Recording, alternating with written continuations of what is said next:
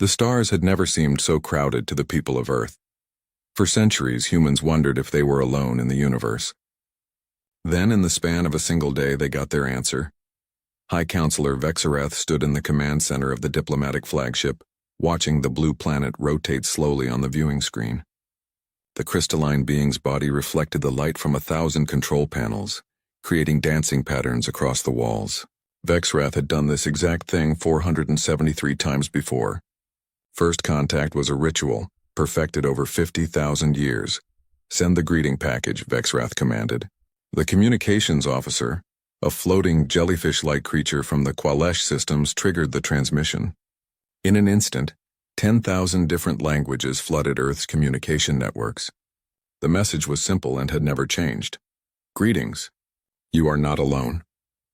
We come in peace. We wish to welcome you to the Galactic community." The first contact fleet hung in space just beyond Earth's moon. 300 ships, each one a masterpiece of engineering and art. The vessels were designed to inspire wonder, not fear. They gleamed like jewels against the darkness, their hulls decorated with the symbols of 847 different species. On Earth, every screen, every radio, every device that could receive a signal suddenly carried the same message. Governments scrambled. Military forces went on high alert. Scientists wept with joy. Religious leaders tried to understand what this meant. And ordinary people stopped whatever they were doing and looked up at the sky. Within hours, Earth's leaders managed to send a response. It was clumsy and used only one language, but the Council's translation computers handled it easily. "We receive your message. We wish to speak with you. Please give us time to prepare." Vexarath felt the familiar satisfaction of another successful first contact. "Tell them we will wait. Send them the basic technology package. Show them we mean well." The technology package was standard procedure. It contained designs for clean energy, cures for common diseases, and basic faster-than-light communication devices. Not the really advanced stuff, of course. That came after joining the Council. But enough to prove the Council's good intentions. 3 weeks later, a small human spacecraft approached the Council fleet. It was primitive, using chemical rockets and taking days to make a journey that Council ships could do in minutes. But it arrived, and that was what mattered. Ambassador Sarah Chen stepped through the airlock onto the diplomatic flagship. She was a middle-aged woman with dark hair and sharp eyes. She wore a simple black suit because no one on Earth knew what one wore to meet aliens. Behind her came a team of 12 other humans, all trying not to stare at the wonders around them. Vexarath met them in the grand reception hall. The crystalline being had prepared carefully for this moment. "Welcome, Ambassador Chen. Welcome to the first day of your species' true future." Sarah Chen bowed slightly. She had practiced this moment 1,000 times. "Thank you, High Counselor. On behalf of Earth, we are honored to meet you." The formalities took hours. There were tours of the ships, demonstrations of technology, and endless explanations. Chen and her team learned about the Galactic Council, an organization so vast that it boggled the mind. 847 species, thousands of worlds, millions of space stations, all working together under one set of laws. "We have been watching your species for some time," Vexarath explained as they walked through a garden that grew plants from 100 different worlds. "You are ready to join us. Your technology has reached the threshold. Your civilization is stable. You have stopped your major wars. This is the natural progression." "What happens if a species isn't ready?" Chen asked. "We wait," Vexarath said simply. "We have patience. But you are ready. Your kind has shown the qualities we look for: curiosity, cooperation, the ability to overcome your differences." Over the next 2 weeks, Chen and her team were taken to Unity Prime, the capital of the Galactic Council. The station was larger than Jupiter, a construct so massive that it had its own gravity. Millions of beings from hundreds of species lived and worked there. Chen walked through markets where creatures traded goods from across the galaxy.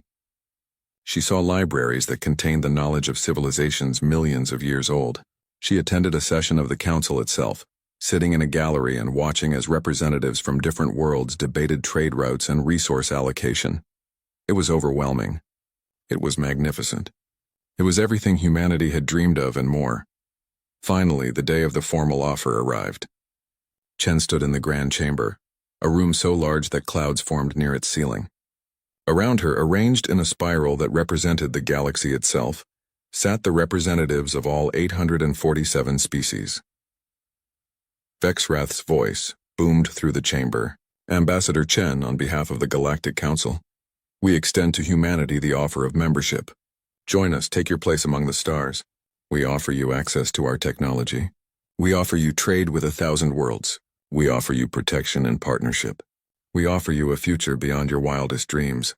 The chamber fell silent. Billions across the galaxy watched the broadcast. This was always the best part, Vexrath thought. The moment when a new species said yes and took their first real step into the cosmos. Chen looked small in the massive chamber. But her voice was clear and steady.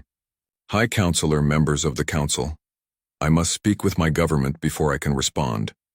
We request 72 hours to consider your generous offer. A murmur ran through the chamber. This was unusual but not unprecedented. Some species needed time to process such a momentous decision. Of course, Vexrath said graciously. Take the time you need. We have waited this long. We can wait a little longer. Chen and her team returned to their ship. The human vessel seemed even more primitive now.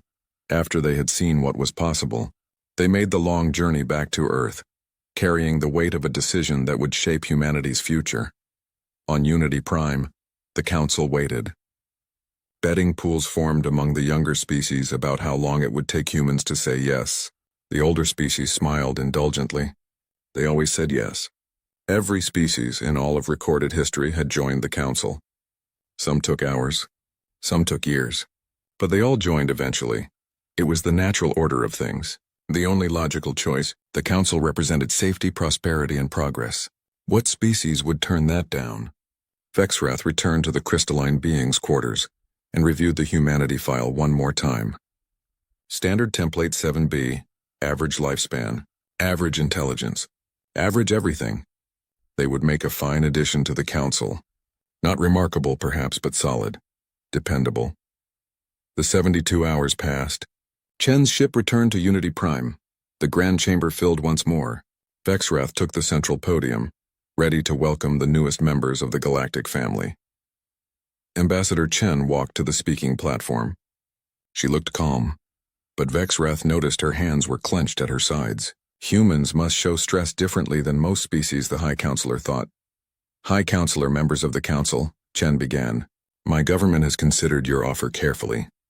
We have discussed it at length. We have examined every aspect of what membership would mean. Vexrath nodded encouragingly. This was going exactly as expected.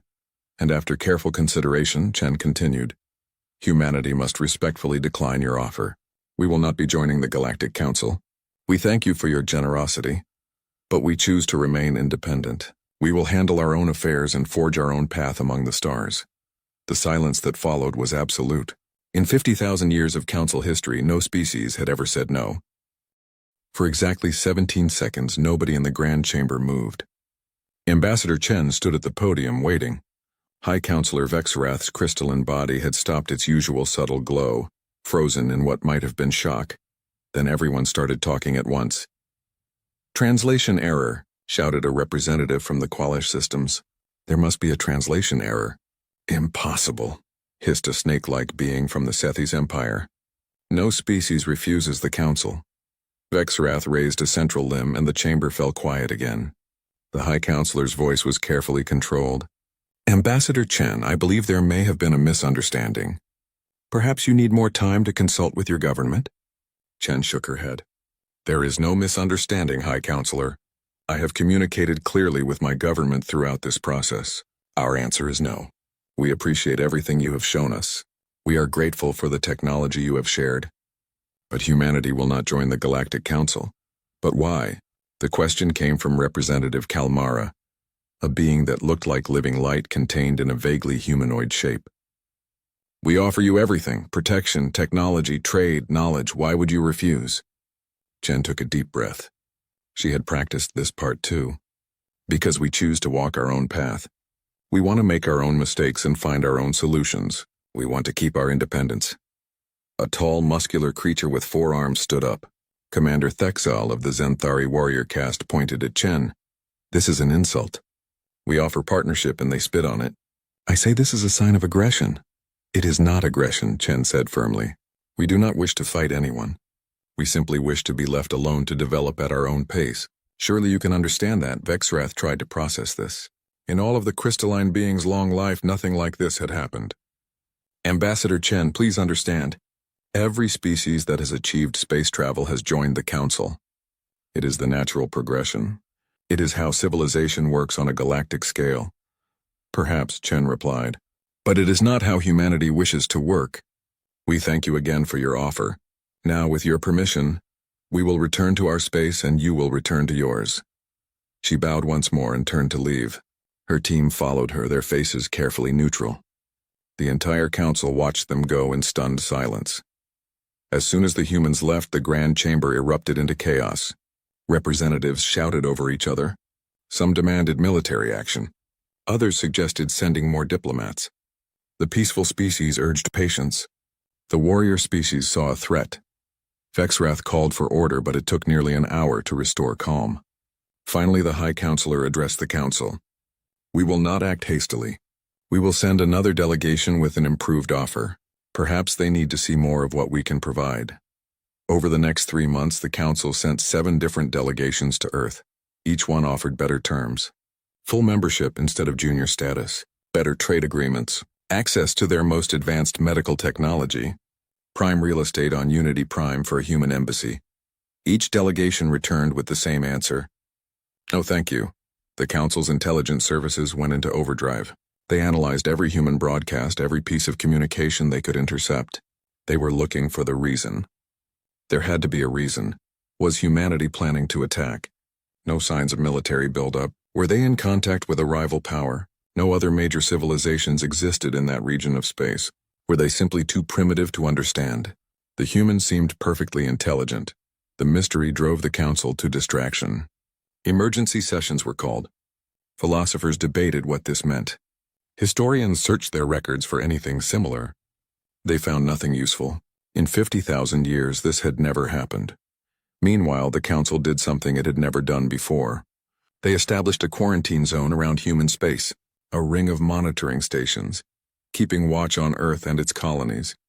Not to attack, they told themselves. Just to observe. Just to understand. But inside the quarantine zone, something was happening. Human ships stopped visiting council space. The handful of human traders and explorers who had ventured out all returned home. Then the humans closed their borders completely. No one in, no one out. The council's monitoring stations reported strange activity. Massive construction projects across the human solar system. The asteroid belt was being stripped of resources at an incredible rate. Energy signatures were spiking across all human worlds. They are building something, reported Intelligence Officer Mira Esch. A being with multiple eyes and tentacles covered in sensory organs. Something big. Weapons? Asked Commander Thexal hopefully. The warrior had been arguing for military intervention for weeks now. Unknown, Mira Esch replied. The energy signatures are unlike anything in our databases. Whatever they are building, it is not based on council technology. Vexrath studied the reports. Human industrial output had increased by 300% in just 6 months. Impossible according to standard development curves. A species should not be able to scale up that quickly without council help. What are they afraid of? Vexrath wondered aloud. We have made no threats. We have offered only friendship. Perhaps they fear conquest, suggested Representative Ornthea, a plant-based being with leaves that changed color with mood. Perhaps in their history, stronger powers always dominated weaker ones. Then we must show them we are different, Vexrath decided. We will send one more delegation. But this time, we will make it clear that refusal is not acceptable. They need to understand that isolation is not a viable option in the modern galaxy. Commander Thexal grinned, showing rows of sharp teeth. And if they refuse again?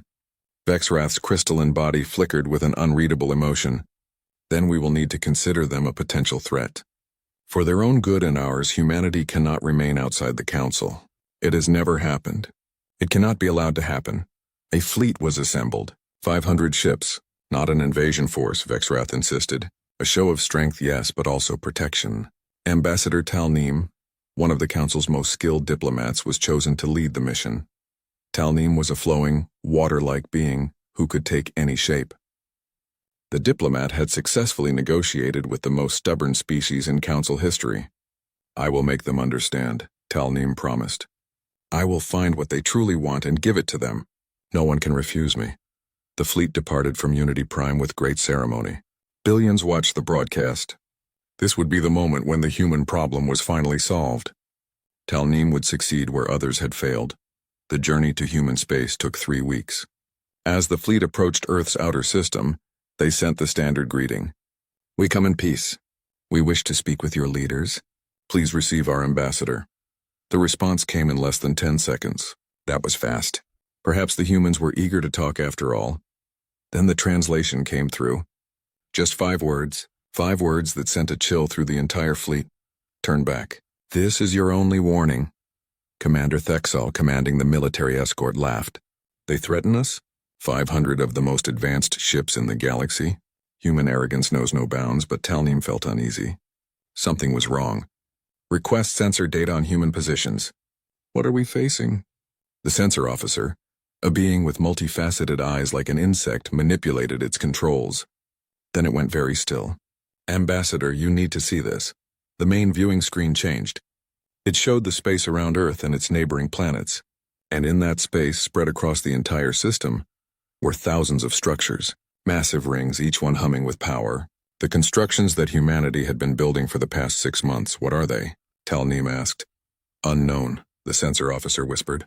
"But they are all activating. All of them. At once." Commander Thexal stood up. "Battle stations. Shields to maximum. This is a trap." "Wait," Talneem ordered. "We do not know what..." The rings opened. All of them. Thousands of swirling portals of energy, tearing holes in space itself. And through those holes came ships, not hundreds of ships, not thousands, millions. They poured through the gates like water through a broken dam. Ships of every size and design. Some looked human. Some looked alien. Some looked like nothing the Council had ever seen. They filled the space around the Council fleet, surrounding them on all sides. The sensor board went crazy. The officers' multiple eyes darted in every direction. Impossible readings. These ships are using technology that should not exist. Some of them are violating known physics. Some are partly in dimensions we cannot fully perceive. Commander Thexal's confidence vanished. "How many?" "Still counting. At least 7 million and more are still coming through. Commander, we are completely surrounded." Then Ambassador Chen's face appeared on every screen in the Council fleet. She looked different now. More confident. Almost sad. "I tried to warn you," she said.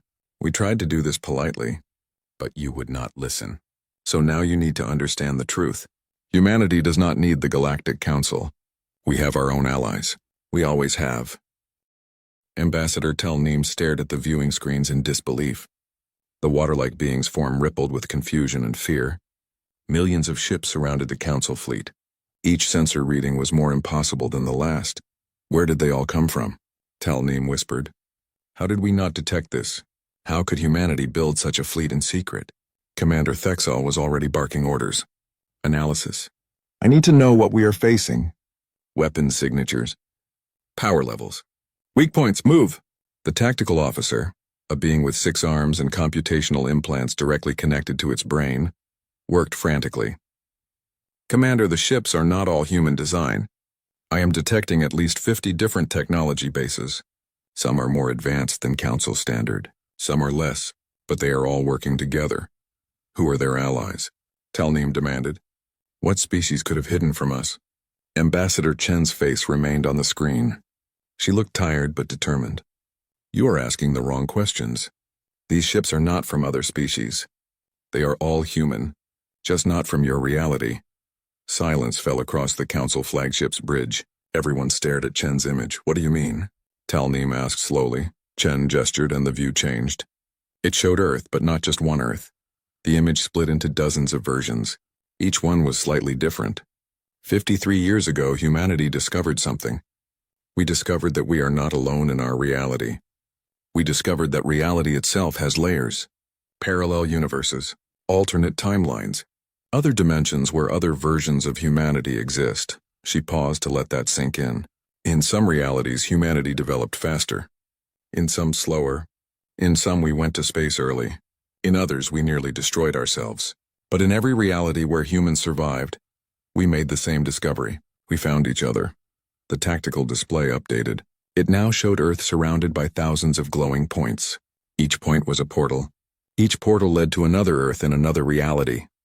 The gates you see are not weapons, Chen continued. They are bridges, connections between parallel realities. Every reality that has discovered the technology can help defend any other reality that needs it. When your fleet approached with force, we sent out a call, and they answered. Commander Thexel was breathing hard, trying to process this. You are saying all these ships are from alternate universes? Yes. And they all came to defend this version of Earth? Yes, why? Chen smiled sadly. Because that is what humanity does. We look after our own, across any distance, across any barrier, even across realities themselves. You thought we were alone. You thought we needed you. But we have never been alone. Another figure appeared beside Chen on the screen. This one looked human, but something was off. The person's eyes glowed with a soft blue light. When they spoke, their voice echoed strangely. I am Administrator Chen 7 from Reality Stream 447. In our timeline, humanity achieved digital transcendence 400 years ago. We exist as pure information now, but we are still human. And when this reality's Earth called, we answered. Another figure appeared. This one looked more traditionally human, but wore a uniform marked with symbols no one in the council recognized. Captain Chen from Timeline Sigma 9. We have had faster-than-light travel for 800 years. We have colonized 3,000 systems, and yes, we still help our parallel selves. More figures appeared. Each one introduced themselves. Each one represented a different version of humanity from a different reality. Some were biological, some were digital, some were hybrid. One was a collective consciousness. Another claimed to exist partially outside normal space-time. But they all called themselves human. And they all stood together. Talneem felt reality shifting beneath the diplomat's understanding. This is impossible. The Council has studied parallel realities. The mathematics do not work. The energy requirements are beyond any civilization. You cannot have this technology. Your Council does not have this technology, corrected the original Ambassador Chen. But humanity does. We discovered it independently. In every reality where we survived long enough to look, we found it. We found each other. And we built the network you see before you. She gestured to the millions of ships. This is just a fraction of what we can call upon. There are billions of human civilizations across infinite timelines. Most of us stay in our own realities. We do not interfere with each other's development. But when one of us is threatened, we answer. Always. Commander Thexel made a decision. Target their command ship. Prepare to fire. We will show them Council strength. No, Talneem ordered sharply. Weapons hold. Commander, stand down, but that is an order. Talneem's liquid form solidified into something dense and heavy. Look at the numbers. Look at the readings. If we fire, we die, all of us, and we will have started a war with an enemy we did not know existed. The tactical officer spoke up, voice shaking. Ambassador Talneem is correct. I am now detecting weapon systems on approximately 40% of the enemy ships. Many of those weapons are more powerful than anything in our arsenal. If they all fire at once. The officer trailed off, not wanting to finish the thought. Talneem turned back to the screen. Ambassador Chen, we did not know. We did not understand. We thought you were alone. We thought you needed us. We know, Chen said gently, and we do not blame you for that. The Galactic Council has done great things. You have brought peace to your corner of the galaxy. You have helped countless species. That is admirable, but it is not the only way. Then why refuse us? Talneem asked. If you have all this power, why not join us? Together we could accomplish so much more, Chen sighed. Because we have seen what happens in realities where humans join councils like yours. We have compared notes across timelines, and we have learned a pattern. When humanity joins an existing galactic civilization, we lose something important. We become junior partners in someone else's system. We adopt someone else's solutions to problems. We stop being fully human. She looked directly at the camera. In timelines where humans stay independent, we struggle more. We make mistakes. We fail often.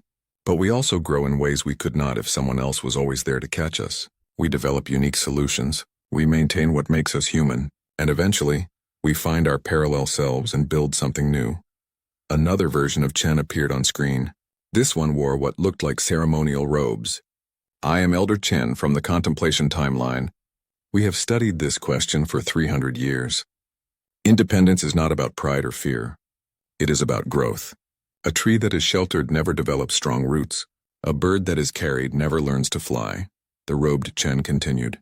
We appreciate what the Galactic Council offers, but we must decline. We have our own path, our own alliance, our own future. Tal Neem felt defeated but also curious. What will you do now? Will you hide forever? Ambassador Chen shook her head. No. We will establish formal diplomatic relations between the Human Multiversal Network and the Galactic Council. Not as members, as peers. Two separate civilizations that can cooperate on mutual interests while respecting each other's sovereignty. The Council will not like that, Tal Neem warned. The Council will have to accept it, Chen replied firmly, because the alternative is war. And nobody wants that. Your people do not want to fight millions of unknown opponents, and we do not want to fight at all. So we will find a peaceful solution. Together, Commander Thexal growled. High Counselor Vexrath will never accept this. Humanity outside the Council is unthinkable. Then Vexrath will need to think new thoughts, said Captain Chen from Timeline Sigma 9.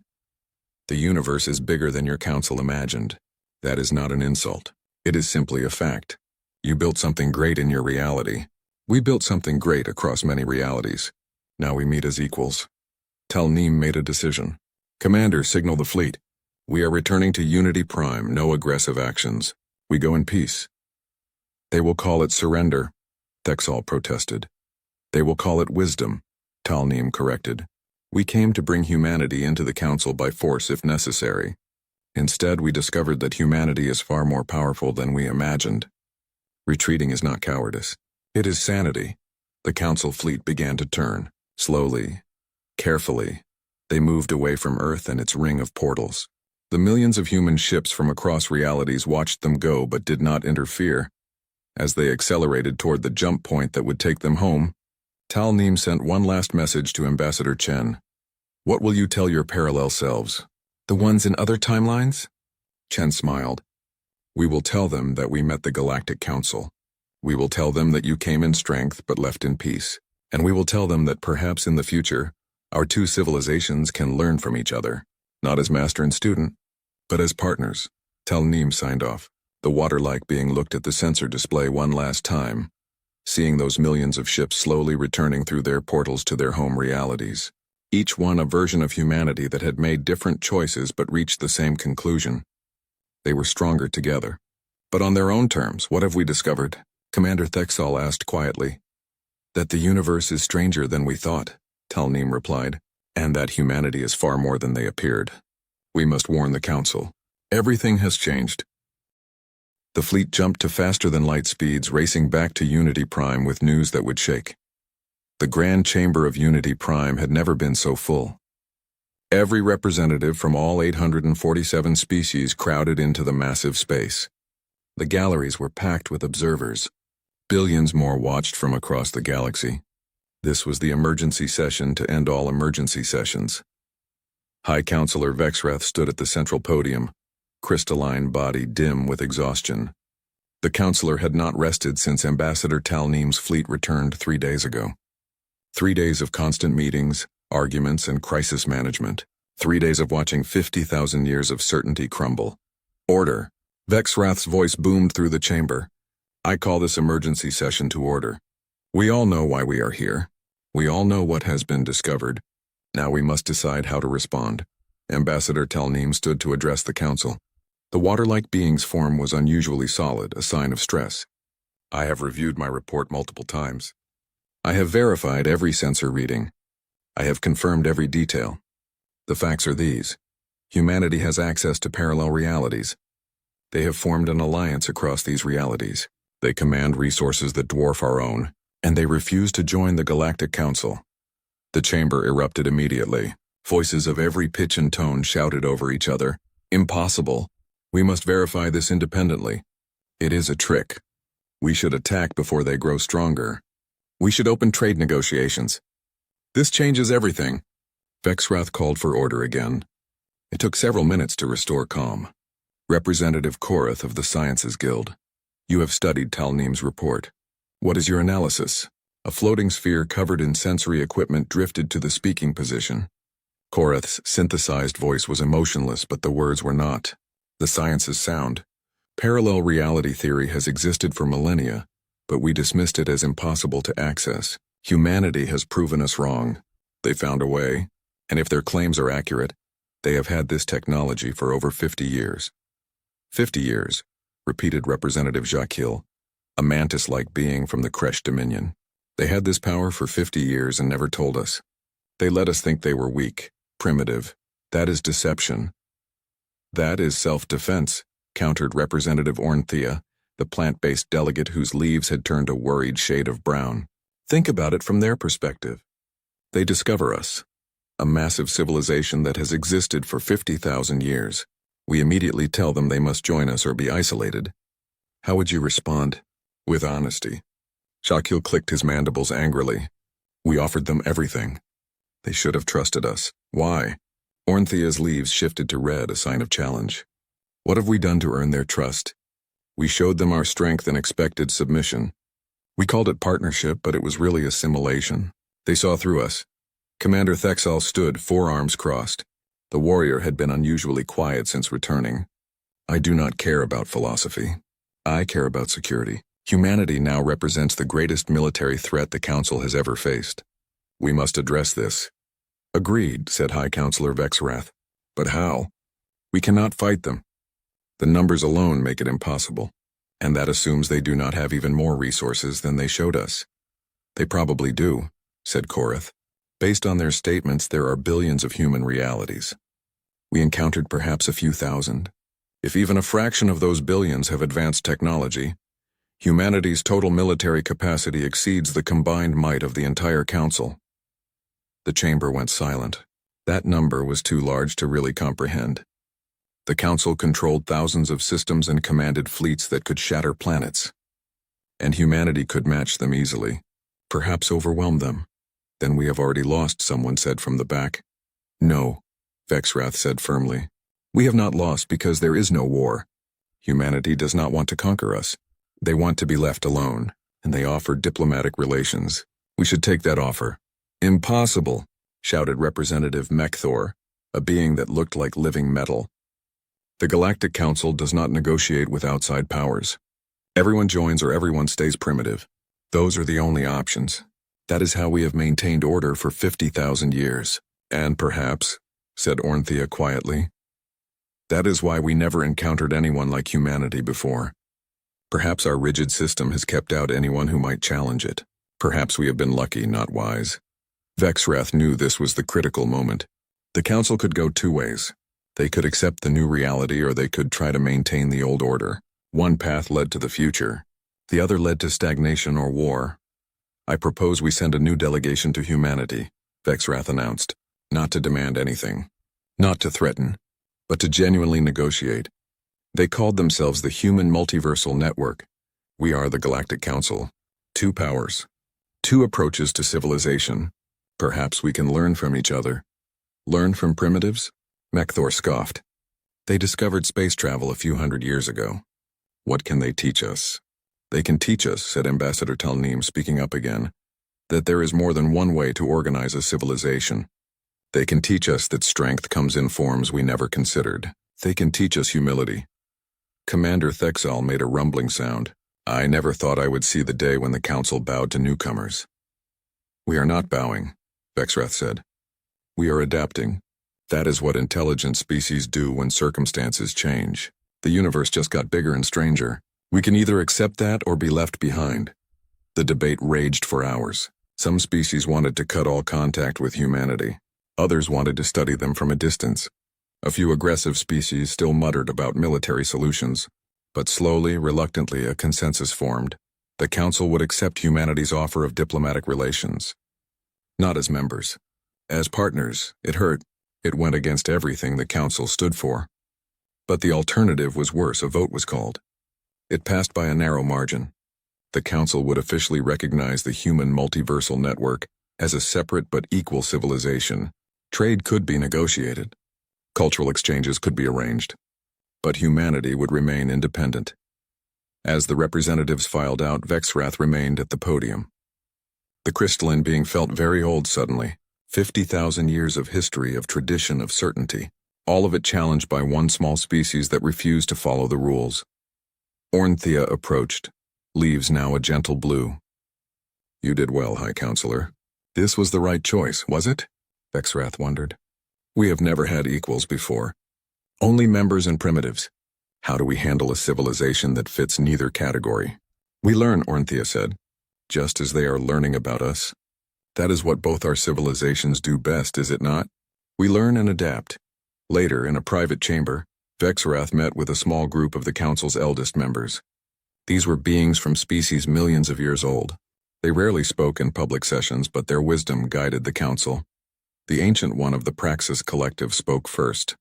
The being was so old it barely had physical form anymore, existing mostly as organized energy. We warned you this day might come. We told you that an empire based on a single model would eventually meet something it could not absorb. You did not tell us it would be humans, Vexrath said. We did not know it would be them specifically, but someone eventually.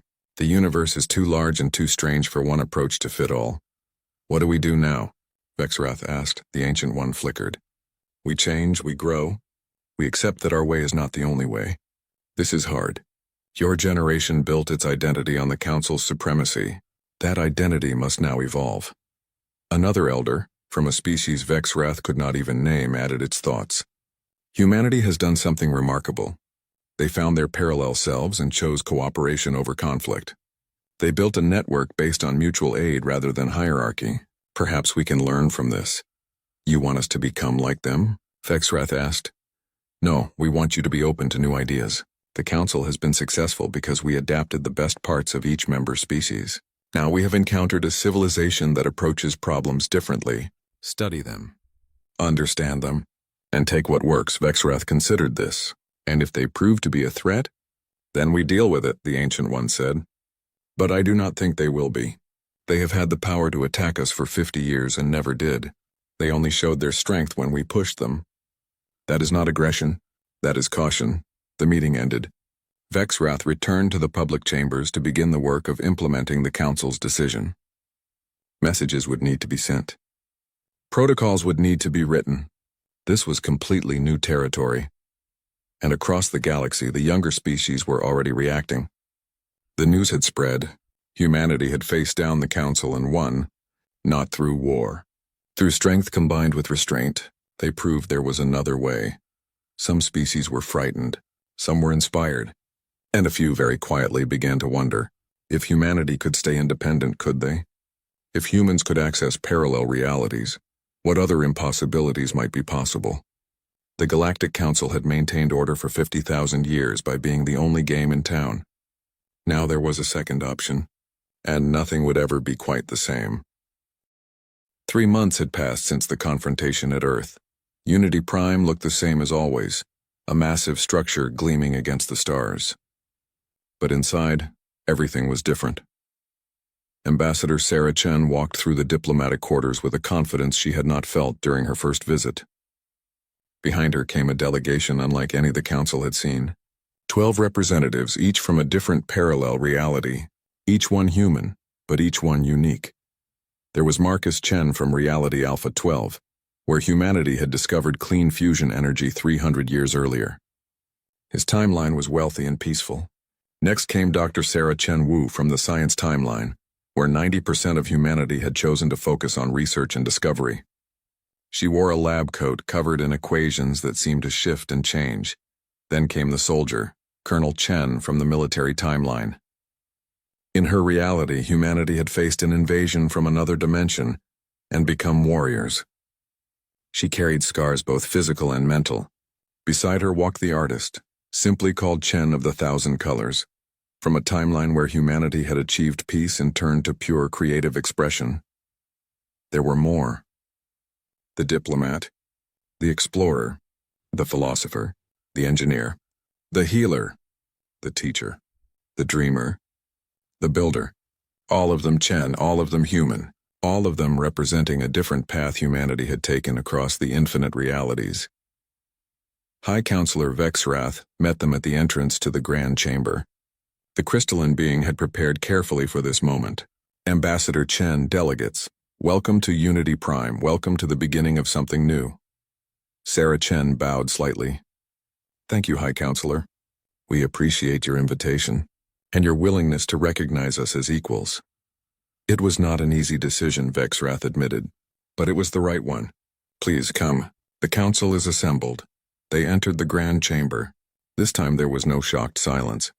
The representatives had been briefed. They knew what they were seeing. But still, the sight of 12 humans from parallel realities caused murmurs throughout the massive space. Vexrath took the central podium. Members of the Galactic Council, today we make history. For the first time in 50,000 years, we formally recognize a civilization as separate but equal to our own. Today we establish diplomatic relations with the human multiversal network. Sarah Chen stepped forward. High Counselor, members of the Council, we come in peace and partnership. We do not seek to replace your system or challenge your authority over your member species. We simply ask to be recognized as a different but valid approach to civilization. Representative Ornthea, whose leaves were a hopeful green today, spoke up. Ambassador Chen, help us understand. How does your network function? How do billions of separate human civilizations cooperate without a central authority? Dr. Chen Wu from the Science Timeline answered. It is based on voluntary cooperation. Each reality governs itself, but we share information freely. When one reality makes a breakthrough, all realities benefit. When one reality faces a crisis, others can help. There is no hierarchy. No one reality commands the others. But who resolves disputes? Asked Representative Jacques Hill. Who enforces rules?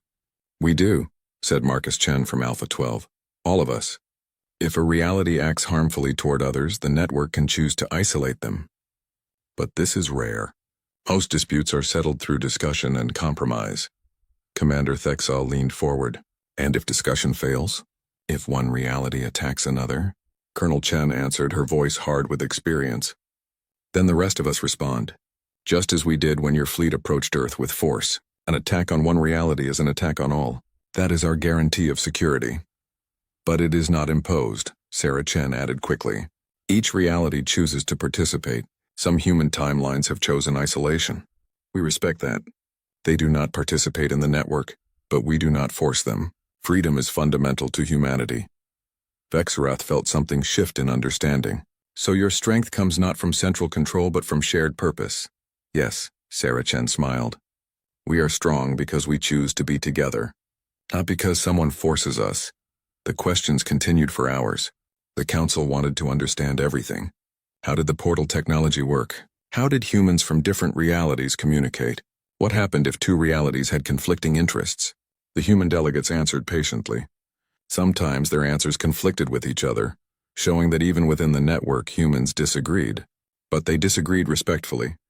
They debated without hostility, and ultimately, they found common ground. As the session continued, something strange began to happen. Some of the younger council species started asking different questions, not about humanity, about themselves. Could our species have parallel versions? Asked a representative from a mammalian race. Korath, the scientific sphere, considered this. Theoretically, yes. If humans exist across parallel realities, other species should as well. We simply never developed the technology to look. But humans did, said another delegate. Could we learn from them? Sarah Chen looked at Vexrath, asking permission silently. The High Counselor nodded. We would be willing to share the basic theory, Chen said carefully. But the technology is dangerous. Opening portals between realities is incredibly energy-intensive. If done wrong, it could destroy entire solar systems. We would need to work together carefully. You would help us? Someone asked, surprised. Even though we tried to force you to join us? Chen of the Thousand Colors spoke, the artist's voice soft but clear. Because that is what good neighbors do. We are not your enemies. We never were. We just needed you to understand that we had our own path. Now that you do, we can cooperate. The formal vote came near the end of the session. The Galactic Council officially recognized the human multiversal network as an independent civilization. Trade agreements were established. Cultural exchange programs were proposed. A joint research initiative on parallel reality theory was suggested, but the most important part came at the very end. Vexrath made an announcement. The Galactic Council hereby acknowledges that membership is no longer mandatory for advanced civilizations. Any species that wishes to remain independent may do so, provided they commit to peaceful relations. Our way is not the only way. This is a new era. The chamber erupted in discussion. Some representatives were angry. Some were excited. Some were terrified. The old order had just died. A new one was being born. After the official session, Vexrath and Sarah Chen met privately in a quiet garden. The crystalline being's body reflected the light from artificial stars overhead.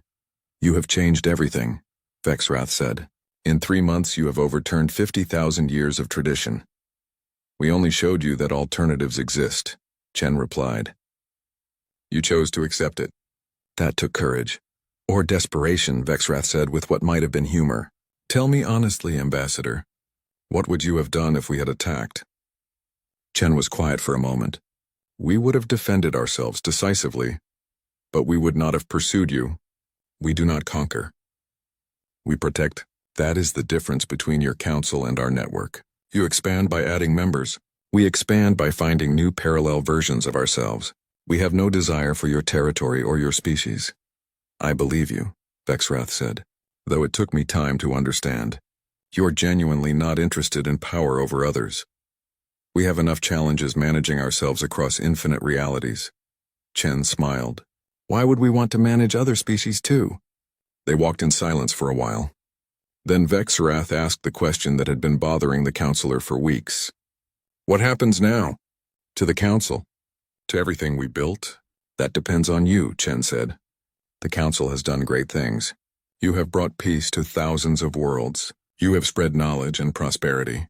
Do not think we dismiss that. But perhaps now you can do even more." "How?" "By adapting," Chen said simply. "You created a system that works through unity and cooperation. We created a system that works through diversity and independence. Perhaps the future needs both. Perhaps some species thrive in the council's structure. Others, like us, need freedom. Why not allow both?"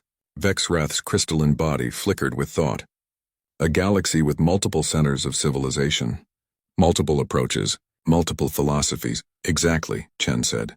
"Competition through example, not conflict. Let species choose what works best for them. If the council's way is truly superior, species will choose it freely.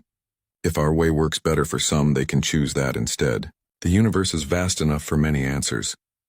"This will be difficult," Vexrath warned. "Many council members will resist. They fear change." "All beings fear change," Chen agreed. "But you have survived 50,000 years because you did adapt, even if slowly. You absorbed new species and new ideas. You grew. This is just the next step." Over the following weeks, the reality of the new arrangement began to take shape. The Human Multiversal Network established an embassy on Unity Prime. It was a strange building, seeming to shift slightly as if existing partially in multiple realities at once. Human diplomats met with council members daily, building relationships and understanding.